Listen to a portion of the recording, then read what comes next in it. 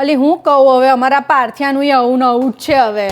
આજે બોલ પેલો કપડાં ધોવાનો વ્હીલ સાબુ બાથરૂમમાં પડ્યો તો નીંદથી નહીં આવ્યો બહાર ને મમ્મી મને કે મમ્મી આ ભૂરો બહુ સારો મૂક્યો તે.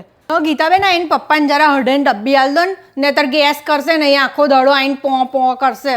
મેં તો રોજ હવારે પો હભરીને જ થાય છે એમની. ગીતાબેન લો સારું થયું આજે હવારમાં તમે આયા જો હે મસ્ત ઢોસા ને ગરમ ગરમ સંભાર ખાઈને જાઓ. ના રે ભાઈ વાસી હોતું હશે. અમારે તો આ MTRના પ્રીમિક્સ આવે ને એ વાપરીને રોજ હવાર મસ્ત ગરમ બ્રેકફાસ્ટ બની જ જાય. જો આ ઢોસાનું પ્રીમિક્સ આવે સંભાર પાવડર એ બોલો પ્રીમિક્સ હે રેડી જ બધું. ચટણી લો ચટણી જોઈએ જ. ના ભાઈ અમારે તમારા વહુની જેમ વાસી ના ચાલે ને ખાવાનું.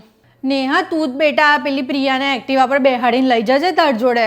એની તો હાઈટ ઓછી છે ને તો કાલે જ અહીંયા આગળ બોલ ચલાવતી હતી એક્ટિવા તો પગથી તો સ્કૂટી રોકવાની ટ્રાય કરે. હવે હું કહેવાનું હવે સમજ ને એની હાઈટ ઓછી છે ને થોડી. રમીલાબેન આ તમારી બાજુમાં કોઈ રાતે જાનવર બોલતો એવો અવાજ તો નહીં આવતો ને? ના એને પપ્પાને નસકોરા એવા જ બોલે ઘૂં કરીને. મેં કીધું બાજુમાં પેલા રમીલાબેન ડરી ના જતા હોય રાતે. કેવું છે બેટા જય?